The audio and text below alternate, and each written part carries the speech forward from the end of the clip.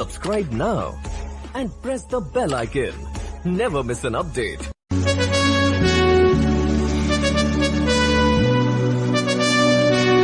Page 1। Rakesh हंसने लगा। फिर उसने सूटकेस से एक रेशमी साड़ी निकालकर भाभी को दी। ये तुम्हारे लिए है भाभी, बड़ी सुंदर है। तुमा ने स्नेह से देवर को देखते हुए कहा, मैं इसे तुम्हारे ब्याह पर पहनूंगी। अरे तब तो मैं अपनी भाभी को बढ़िया बढ़िया साड़ी ला दूंगा कि देखने वालों की आंखें चकाचौंध हो जाएं। फिर तो शीघ्र ही तुम्हारी शादी होनी चाहिए। तुमा ने हंसते हुए कहा, विचार तो शुभ है भाभी, तो देर क्या है, बस तुम हाँ कहो, मैं अभी प्रबंध किए देती हूँ। तुम कोई लड़की देख रखी है क्या? तुम हाँ तो करो, मैं सैकड़ों लड़कियाँ तुम्हारे सामने लाकर खड़ी कर दूंगी। नन भाभी, मुझे सैकड़ों नहीं चाहिए, बस एक ही बहुत है मेरे लिए। उद्धरण चिन्ह। मेरी दृष्टि में एक ऐसी लड़की है, अति सुंदर भी और अच्छे घराने की भी। सच कौन है वह बता दूंगी, तुम हाँ तो करो। बताओ ना भाभी। रीता, सेठ मंगलचंद की बेटी, मुझे वह बहुत अच्छी लगी है। उससे तुम्हारी जोड़ी खूब फबेगी। तुमा ने झिझकते हुए कहा, नहीं भाभी, मेरे लिए तो शायद ठीक रहे, किंतु इस घराने के लिए वो अच्छी सिद्ध न होगी। मैं उसे भली भांति जानता हूँ, वह हमारे ही कॉलेज में पढ़ती थी, बड़ी अभिमानी है। इतने धनिक घराने की लाडली बेटी हमारे परिवार में कहाँ समा सकेगी? वो तुम मुझ पर छोड़ दो, लड़कियाँ ससुराल में पाँव रखते ही बहुत सी पुरानी आदतें छोड़ देती हैं। नहीं भाभी, रीता उन लड़कियों में नहीं, तुम नहीं जानते उसमें क्या क्या गुण हैं, और फिर उन्होंने ये नाता स्वयं मांगा है, हमें झोली फैलाने नहीं जाना पड़ेगा। ओह, तो बात पक्की भी हो गई। नहीं, अभी नहीं, बस तुम्हारी स्वीकृति चाहिए। बिना तुम्हारी सहमति के हम कैसे हाँ कर सकते थे? तो कह दीजिए उनसे मुझे स्वीकार नहीं। पर क्यों? कोई कारण? उमा झुंझलाकर बोली। राकेश ने दृष्टि उठाकर भाभी को देखा। उमा की आंखों में एक विचित्र सा भय छिपा था। उसके माथे पर एकाएक कुछ पसीने की बूंदें उभर आई। राकेश को आश्चर्य हुआ। उमा ने उसकी दृष्टि में छिपे संदेह को भांप लिया और बलपूर्वक होठों पर मुस्कान लाते हुए वो बोली, हाँ राकेश, हमें उनको कोई संतोषजनक उत्तर देना है। भाभी, हाँ, तुम्हें मेरे ब्याह की प्रसन्नता है या रीता के ब्याह की चिंता? तेरे ब्याह की प्रसन्नता? तो आराम से जाकर सो जाओ, मैंने उस लड़की का चुनाव कर लिया है जो तुम्हारी देवरानी बनने योग्य है। राकेश, उमा की आवाज लड़खड़ा गई। हाँ भाभी, उसका नाम है अर्चना, देखने में सुंदर, बोलचाल में सलीका और स्वभाव तुम जैसा। मुझे विश्वास है कि मेरा चुनाव ही इस घर का सही नगीना है। राकेश ने एक ही सांस में भाभी को सब खोलकर बता दिया और तौलिया उठाकर नहाने चला गया। उसने भाभी को किसी विवाद का अवसर ही न दिया। उमा मूर्तिमान वहीं खड़ी रह गई। जाने क्या क्या सोचकर वह देवर को मनाने आई थी, किंतु उसके एक ही तनिक से उत्तर ने पेज 2 उसे मौन कर दिया, आशाओं को धूल में मिला दिया। वो उस साड़ी के डिजाइन को देखने लगी जो उसका देवर उसके लिए कश्मीर से लाया था।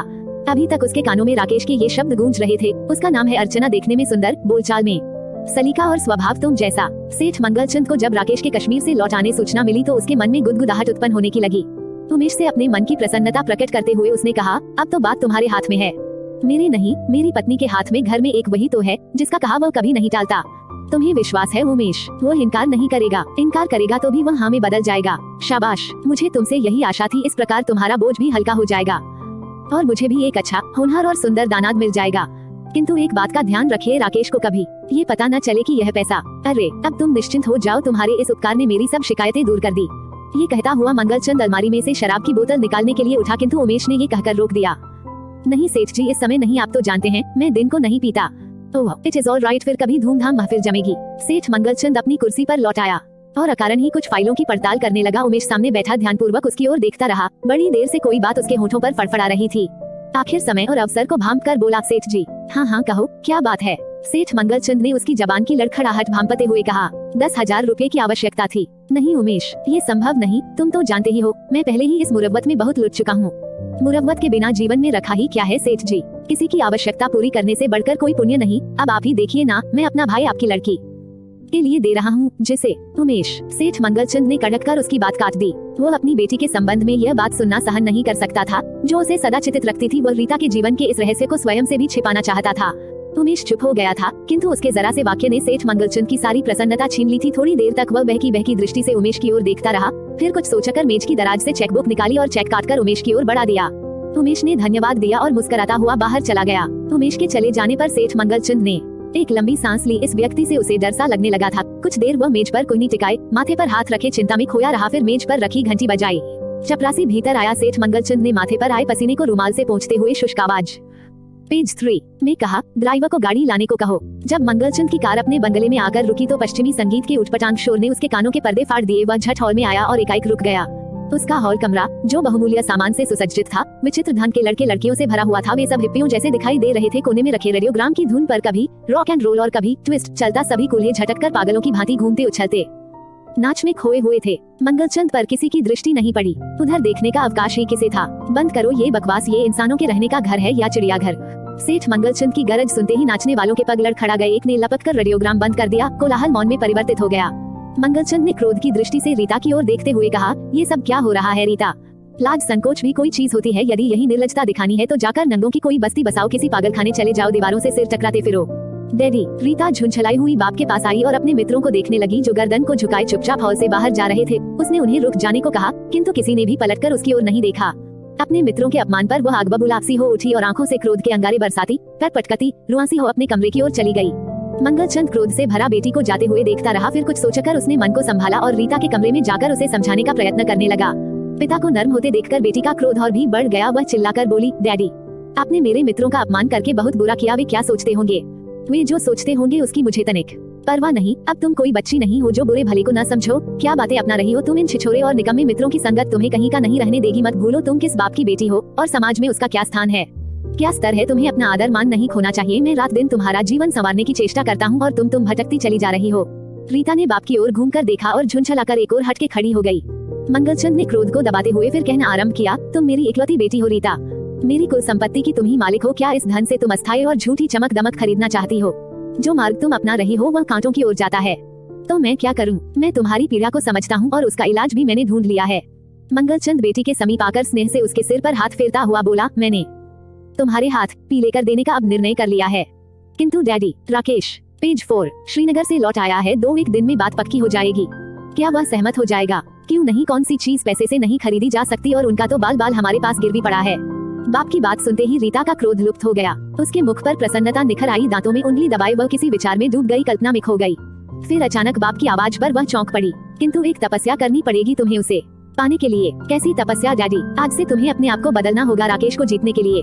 वो आजकल के नवयुवक छोकरों से भिन्न है। तुम्हारा धन शायद आकर्षित न कर सके। यदि वह तुम्हारे साथ ब्याह पर सहमत हुआ तो तुम्हारे गुणों को देखकर ही होगा, तुम्हारे कैरेक्टर से। एक बार उसे दामाद बना लेने पर मैं ऐसी योजना बनाऊंगा कि वह अपने परिवार को छोड़ने पर विवश हो जाए। मैं उसे तुम्हारे साथ अमेरिका भिजवा दूंगा। मैं स्वयं भी स्थायी रूप से अमेरिका में बस जाने की सोच रहा हूँ। भारत में व्यापार का भविष्य उज्ज्वल नहीं, यहाँ उन्नति के अवसर अब हैं ही नहीं। ओह डैडी, आप कितने अच्छे हैं, बहुत दूर की सोचते हैं और तुम बहुत निकट की। सेठ मंगलचंद ने बेटी के माथे पर हल्का सा चुंबन दिया और उसकी पीठ थपकते हुए कहा, घबराओ नहीं, मैंने राकेश के पिता और भाई को अपने शिकंजे में कस लिया है। उन्हें मेरी बात माननी ही पड़ेगी। सेठ मंगलचंद रीता को विचारों के सागर में गोता लगाते हुए छोड़ गए। वह दांतों में होंठ दबाकर शून्य में देखती कल्पना में खो गई। कॉलेज के दिनों में ही राकेश उसके मन का हीरो था, किंतु वह सदा उससे दूर दूर रहा। शायद उसे अपनी योग्यता पर मान था, अपने शारीरिक सौंदर्य पर घमंड था। वह रीता को दृष्टि में लाना भी अपनी हीनता समझता और आज वह स्वयं ही आ फंसा है। रीता का हृदय इस विजय की कल्पना से गदगद हो उठा। खेल खेल में उसकी हार अचानक ही जीत में परिवर्तित हो गई थी। उसी रात राकेश जब कॉलेज के मित्रों और जानकारों से मिल मिलकर घर पहुंचा तो 11 बज चुके थे। बाबूजी को सोए हुए देर हो चुकी थी, किंतु उमा अभी जाग रही थी। यह क्या भाभी, तुम अभी नहीं सोई? तुम्हारे भैया की राह देख रही हूँ। आज तो दिन का खाना भी नहीं खाया उन्होंने, किंतु इतनी रात गए। आजकल वह प्रायः देर से आते हैं, अकेली जान और ढेर सा काम। इतनी देर तक तो फैक्ट्री। ये शब्द राकेश की जबान पर ही थे कि मोटर कार के आने की आवाज सुनाई दी। राकेश वहीं रुक गया। कार से उतरकर जब उमेश अपने कमरे की ओर बढ़ा तो उसके पांव ऐसे लड़खड़ा रहे थे जैसे हल्के नशे में हो। चेहरा किसी भीतरी प्रसन्नता से उत्तेजित था और पान की लाली होठों तक झलक रही थी। उमा और राकेश को सीढ़ियों के पास खड़े देखकर वह ठिठक गया। क्षण भर के लिए पान चबाते हुए हिलते जबड़े रुक गए और होठों पर एक भद्दी मुस्कुराहट उभर आई। ये देवर भाभी इस समय चोरों की भांति क्या देख पेज 5 रहे हैं? उसने पान चबाते हुए पास आकर पूछा भैया की बदली हुई चाल को। किंतु उमेश के तेवर देखकर उसने झट बात का ढंग बदला। ये देर से घर आना, मुंह में पान, चेहरे पर रौनक की चमक क्यों लगता रहे हैं? है भैया कारखाने से नहीं किसी पार्टी से चले आ रहे हैं। तुम्हारा अनुमान ठीक है राजेश, आज मैं पार्टी में चला गया था। मंगलचंद ने किसी सरकारी कर्मचारी को आमंत्रित किया था। तब तो आप खाना भी खाकर आए होंगे। हाँ, वह तो खाना ही पड़ा। भैया टेलीफोन ही कर दिया होता। बेचारी भाभी तो अभी तक बिना खाए प्रतीक्षा में बैठी हैं। पतिव्रत धर्म जो निभा रही है। कितनी बार कहा है मुझे देर हो जाए तो खाना खा लिया करो, पर अपना हट है ना। अच्छा अब बनिए, नहीं चलिए, कहीं आप दोनों का विवाद सुनकर बाबूजी न जाग जाएं। ये कहती हुई उमा पति की ओर बढ़ी। उमेश ने उमा के कंधे का सहारा लिया और धीरे धीरे पाँव की लड़खड़ाहट छिपाने का असफल प्रयत्न करता हुआ अपने कमरे की ओर चला। राकेश के पास से गुजरते हुए वह ऐसी बात छोड़ गया जिसने उसके मनोमस्तिष्क में हलचल सी उत्पन्न कर दी। राकेश को इस बात का विश्वास नहीं आ रहा था कि उसका भाई शराब पीता है। उसने पान की महक में इस बात को छिपाने का प्रयत्न किया, किंतु यह नशा तो मुंह चढ़कर बोलता है। ये रक्तिम था। चेहरा, आंखों के लाल डोरे, पैरों की लड़खड़ाहट सब वास्तविकता कह रहे थे। तो सरकारी कर्मचारी की दावत केवल एक पर्दा है। देर से घर आने का उसने भैया और भाभी को अपने कमरे में जाते देखा, फिर द्वार को बंद होते देखा। न जाने कितनी देर इन्हीं उलझनों को मस्तिष्क में बसाए वो वहाँ खड़ा रहा।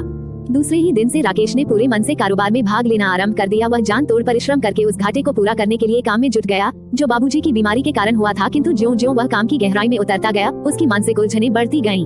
उसे अपने भाई उमेश पर संदेह होने लगा। हिसाब किताब का खाता देखकर वह दंग रह गया। कारखाने का पूरा माल लाभ पर बिक रहा था। महीने में 10-12 दिन ओवर टाइम भी लगता है और बताया ये जाता है कि कारखाना घाटे में चल रहा है। ये बात राकेश ने मन ही में रखी। उसने भैया पर स्पष्ट नहीं होने दिया कि वो उस पर किसी प्रकार का संदेह करता है, परंतु ये बात स्वयं उसे भीतर ही भीतर घुन के समान खाने लगी। उमेश उन्हें अनुभवहीन लड़का ही समझता और समय समय पर अवसर पाकर कोई भाषण झाड़ देता। राकेश आज्ञाकारी विद्यार्थी के समान उसकी हर बात सुनता और उसका पालन करने का प्रयत्न करता। अचानक एक दिन उमेश ने अपने छोटे भाई को दफ्तर के आय व्यय के खाते की जांच करते हुए देख लिया। उसका असिस्टेंट मेहता राकेश को किसी मद के विषय में समझा रहा था कि अचानक ऊपर से उमेश आ गया। क्षण भर के लिए तो राकेश भैया को देखकर घबरा गया, किंतु शीघ्र ही संभलते हुए बोला, जरा कारखाने का पेज 6 हिसाब किताब देख रहा था। क्यों नहीं, देखो तुम भी फैक्ट्री में बराबर के भागीदार हो, तुम्हें जांच पड़ताल का पूरा अधिकार है। कहीं तुम्हारा भाई नहीं भैया, यह क्या कह रहे सो मैं हो हिसाब किताब को रखने के ढंग को सीखने का प्रयत्न कर रहा था। सीखने के साथ साथ सच्चाई भी तोल लो तो अच्छा है। बहुत बड़ा माली संकट आ रहा है, मार्केट की हालत डामाडोल है, इस संकट से बचने का कोई उपाय सोचना होगा। मुझ पर भरोसा रखो भैया, मैं पूरा बल लगा दूंगा, इस संकट को हर प्रकार से टालना होगा। इतने में रिसेप्शनिस्ट लड़की भीतर आई और राकेश से बोली, आपके यहाँ आने से पहले एक टेलीफोन आया था, कोई आपसे मिलना चाहता है। उसने अपना नाम सफेद गुलाब बताया था। सफेद गुलाब, उसका फोन नंबर क्या है? राकेश ने झट पूछा। लड़की ने उसे फोन नंबर लिखवा दिया। जब वो बाहर चली गई तो उमेश ने पूछा, ये सफेद गुलाब क्या नाम है? मेरा एक दोस्त है, कश्मीर में जान पहचान हुई थी, इत्र का व्यापारी है, उसकी फर्म का नाम सफेद गुलाब है। राकेश तुरंत उठकर बाहर जाने लगा। उमेश उसकी उत्सुकता पर आश्चर्य से देखता हुआ बोला, कहाँ चले? बाहर टेलीफोन तक, आप यहाँ अपना काम कीजिए। राकेश के चले जाने पर उमेश ने मेहता की ओर घूर कर देखा और क्रोध में हिसाब किताब का खाता मेज पर पटक कर डांटते हुए चिल्लाया, जाओ उद्धरण चिन्ह ... दूर हो जाओ मेरी आंखों के सामने से। मेहता झटपट आकर रजिस्टर लेकर बाहर निकल गया। होटल दिलेमार के एक कमरे में अर्चना मालकिन की साड़ी पर प्रास कर रही थी। उसकी मालकिन इस समय बाथरूम में थी। अर्चना बड़ी व्याकुलता से उस क्षण की प्रतीक्षा कर रही थी जब वो मन के मीत के दर्शन करेगी, इसलिए वह साड़ी को प्रेम करने में ये जानबूझकर अधिक समय लगा रही थी। वह चाहती थी राकेश ऐसे समय पर आए जब वह अकेली हो। बहुत देर की प्रतीक्षा के बाद भी जब राकेश न आया, वह प्रेस की हुई साड़ी बाथरूम की ओर बढ़ी। अभी उसने मालकिन को पुकारा भी न था कि बाहर द्वार पर आहट सुनकर चौंकी। राकेश, प्रसन्नता में उसके हृदय की धड़कन बढ़ गई। उन्हीं पाँव को झट वापस लौटकर उसने साड़ी को फिर मेज पर बिछाया और उस पर प्रास रख दी, जिससे सामने वाले को यह मान हो कि वह काम में व्यस्त थी। वह अपनी व्याकुलता को व्यक्त न करना चाहती थी। धड़कते हुए हृदय से उसने द्वार खोला, किंतु वाला राकेश न था। होटल का बेरा रात के खाने का मीनू देने आया था। निराशा ने उसे और भी बेचैन कर दिया। अचानक उसे कपड़ा जलने की बात अनुभव हुई। वह सहसा पलटकर तेजी से साड़ी की ओर बढ़ी और उसके मुंह से हल्की सी चीख निकल गई। मालकिन की बहुमूल्य साड़ी जल चुकी थी। उसने स्विच ऑफ किया और साड़ी उठाकर देखने लगी। एकाएक उसे ऐसा लगा कि कमरे में कोई आया है। उसने झट पलटकर द्वार की ओर देखा। राकेश कुछ दूर खड़ा आश्चर्य दृष्टि से उसे देख रहा था। क्या हुआ? राकेश ने पास आते हुए पूछा। आंटी की साड़ी जल गई। कैसे? मेरी असावधानी से। पेज 7। तुम्हारा ध्यान अवश्य ही कहीं और होगा, कहाँ उलझा हुआ था मन? किसी की प्रतीक्षा में भला ये भी कोई समय है आने का? ओह, आई एम सॉरी, बात यह है कि भैया की किसी आवश्यक मीटिंग में जाना था। दफ्तर से निकलते हुए देर हो गई। आंटी कहाँ हैं? बाथरूम में हैं। कब आए तुम लोग? आज सवेरे ही, आते ही फोन किया था तुम्हें। सफेद गुलाब, अच्छा किया तुमने। क्या? जो अपना नाम नहीं बताया। भैया संशयी स्वभाव के हैं। और तुम्हारी भाभी भोली भाली, जो चाहो मनवा लो, वह तो हमारे घर की लक्ष्मी है। तो क्या कहा उन्होंने मेरे बारे में? मेरा निर्णय सुनते ही चुप हो गई। एक बहुत बड़े घराने में नाते की बात चला रखी थी भाभी ने, किंतु मैंने स्पष्ट रूप से कह दिया है कि मैंने तुम्हारी देवरानी का चुनाव कर लिया है। अर्चना अनायास लजा गई। राकेश ने उसे आलिंगन में लेना चाहा, किंतु वह परे खिसक गई। राकेश ने आगे बढ़कर उसकी पीठ में हाथ डाल दिया और रोकते हुए बोला, कहाँ जा रही हो? आंटी की साड़ी देने। अर्चना धीरे से अपनी पीठ से उसका हाथ हटाकर अलमारी से दूसरी साड़ी निकालकर बाथरूम की ओर बढ़ी। राकेश ने फिर बढ़कर उसे बाहों में ले लिया और धीरे से बोला, उन्हें ये साड़ी दे दोगी तो आंटी तुरंत बाहर आ जाएंगी। तो क्या हुआ? हम अकेले में बातें करने का अवसर खो बैठेंगे। जल्दी कह दो, क्या कहना है तुम्हें? वाह, ये भी कोई ढंग है प्यार की बातें कहने का। इतने में कमला ने अर्चना को पुकारा। वह झट कांपकर अलग हो गई। राकेश ने जेब से एक सिनेमा का टिकट निकालकर अर्चना की ओर बढ़ा दिया। यह क्या? सिनेमा का टिकट? कल शाम ओडियन में। अकेली में? नहीं, मैं और भाभी वहाँ होंगे। किंतु घबराओ नहीं, एक बार भाभी ने तुम्हें देख लिया तो मुझे विश्वास है कि किसी और लड़की पर उनकी दृष्टि नहीं टिकेगी।